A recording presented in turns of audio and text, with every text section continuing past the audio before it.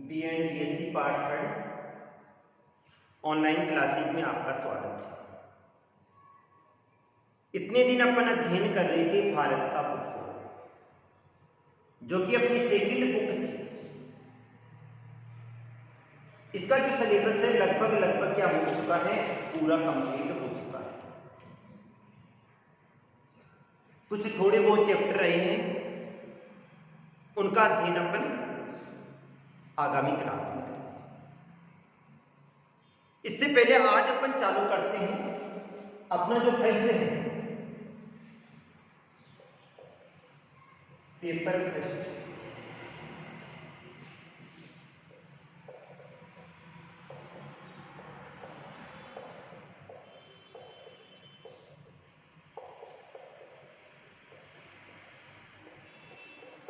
विश्व का प्रादेशिक भूगोल अर्थात वर्ल्ड रीजनल ज्योग्राफी। भारत का भूगोल तो सेकंड पेपर था और ये वाला कौन सा है, फर्स्ट पेपर। विश्व का प्रादेशिक भूगोल। आज अपन इसके सामान्य परिचय के बारे में अध्ययन करते हैं। भाई इसमें अपन कौन कौन सी चीजों का अध्ययन करेंगे। तो सबसे पहले तो इसमें अपन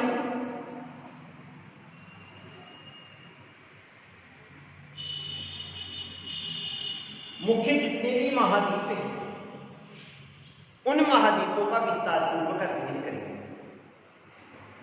प्रादेशिक का मतलब होता है एक प्रदेश विशेष का अध्ययन किया जाता है। वो प्रदेश कोई भी हो सकता है, कोई महाद्वीप भी हो सकता है, देश भी हो सकता है, राज्य भी हो सकता है, जिला भी हो सकता है, नगर भी हो सकता है, गांव भी हो सकता है। उस संपूर्ण प्रदेश का अध्ययन किया जाता है। उस संपूर्ण प्रदेश का अध्ययन किस प्रकार किया जाता है, जैसे उसके भौगोलिक प्रदेशों का अध्ययन किया जाता है। भौगोलिक प्रदेश कौन से पाए जाते हैं, उसकी जलवायु कैसी पाई जाती है, उसका आबोहवा तंत्र कैसा पाया जाता है, इसके साथ में वहां की जनसंख्या का अध्ययन किया जाता है, उस क्षेत्र की खनिज संपदा का अध्ययन किया जाता है, वहां के उद्योगों का अध्ययन किया जाता है और उस क्षेत्र के आर्थिक विकास का अध्ययन किया जाता है। अब संपूर्ण विश्व की ग्लोबीय स्थिति का अध्ययन करें।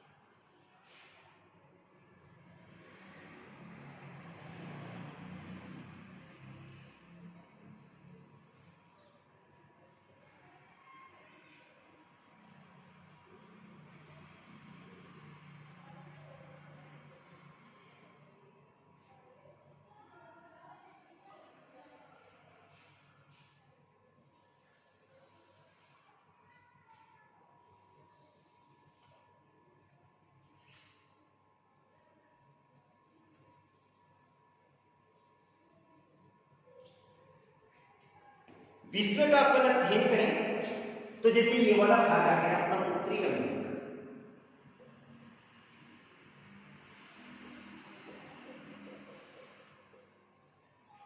ये वाला हो गया दक्षिणी अमेरिका,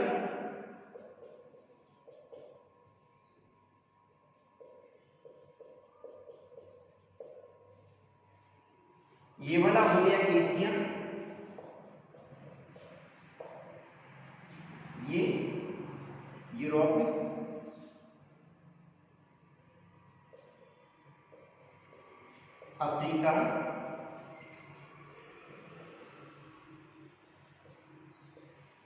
ऑस्ट्रेलिया, और नीचे नीचे आ जाएगा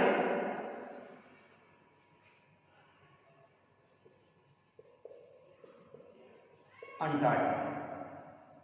ठीक है, 7 महाद्वीप हो गए।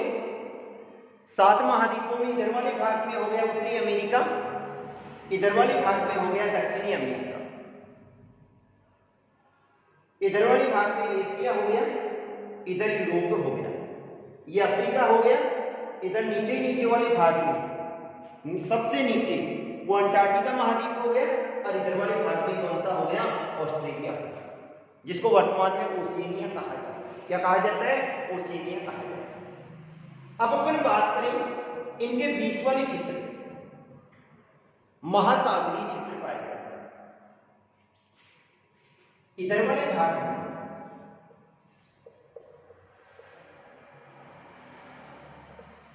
प्रशांत महासागर, कौन सा हो गया, प्रशांत महासागर। इधर भी क्या हो गया,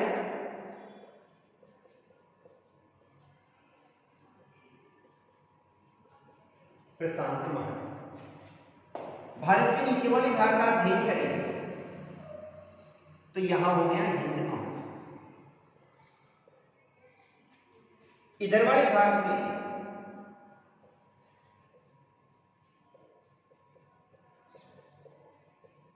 अंध महासागर या अटलांटिक महासागर, इधर दक्षिणी ध्रुवीय सागर हो गया, और इधर आर्कटिक सागर।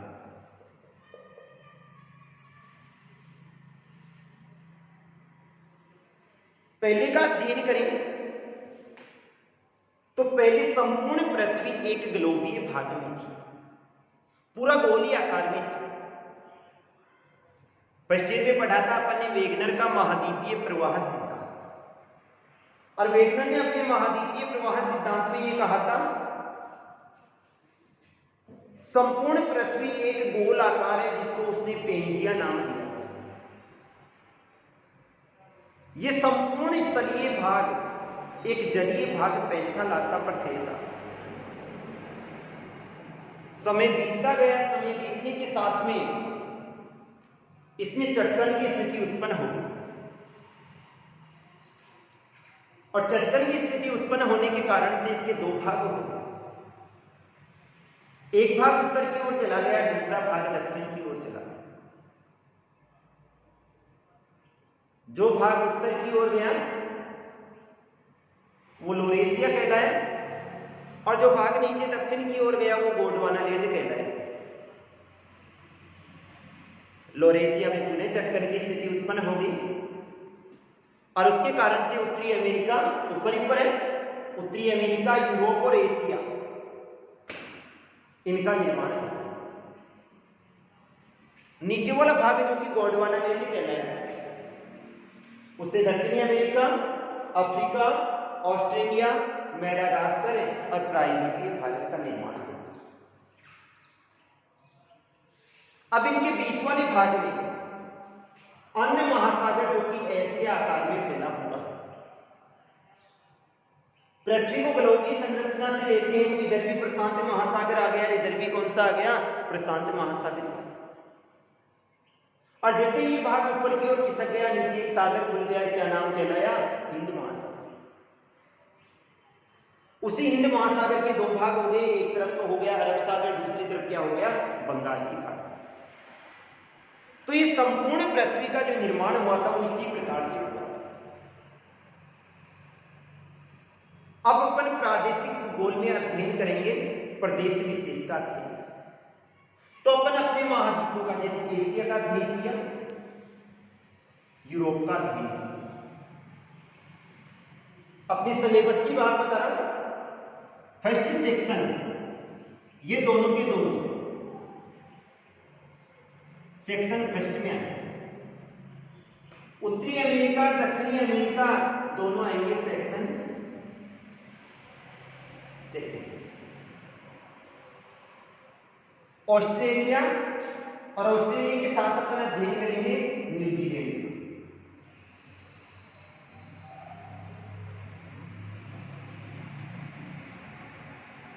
सेक्शन था।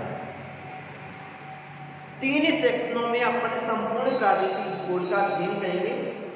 पहले सेक्शन में एशिया और यूरोप आएगा, और एशिया और यूरोप में अपन क्या अध्ययन करेंगे? एशिया को कितने भौतिक प्रदेश में बांटा गया है, यूरोप को कितने भौतिक प्रदेश में बांटा गया। फिर इसकी नदियों का अध्ययन करेंगे, यानी अपवाह तंत्र का अध्ययन करेंगे। यहां की जलवायु का अध्ययन करेंगे, यहां की वन संपदा का अध्ययन करेंगे, यहां की खनिज संपदा का अध्ययन करेंगे, उद्योगों का अध्ययन करेंगे, यहां पर कितने लोग निवास करते हैं यानी जनसंख्या का अध्ययन करेंगे। और इन सब का अध्ययन करने के बाद में एक क्षेत्र या एक देश का अध्ययन भी करेंगे। उस देश का अध्ययन करने के बाद में अपने को ये स्पष्ट हो जाएगा कि उस क्षेत्र में उपलब्ध संसाधनों के आधार पर उस क्षेत्र का कितना विकास हुआ है भी या नहीं हुआ, विकास की संभावनाएं वहां पर पाई जाती है या नहीं पाई जाती। जैसे एशिया का अध्ययन किया, यूरोप का अध्ययन किया, लगभग पृथ्वी के बीच वाले भाग में आ गए, और जब पृथ्वी के बीच वाले भाग में आ गए तो यहां अनुकूल जलवायु पाई जाती है। अतः यहां पर संसाधनों का विकास अधिक हुआ, और उन संसाधनों का विकास करते हुए यहां पर जनसंख्या भी खूब बढ़ी। अतः इनमें कुछ इधर वाले भाग को छोड़कर, इधर जैसे जापान वाला क्षेत्र ही आ गया, उनका विकास हुआ, अन्य क्षेत्रों का विकास नहीं। बीच वाले भाग का अध्ययन करें, यहां पर हिमालय आ गया, यहां पामीर की गांठ आ गई, आल्प्स वाला क्षेत्र आ गया, इधर भी पर्वतीय क्षेत्र आ गया, रॉकीज आ गया, और इधर एंडीज आ गया।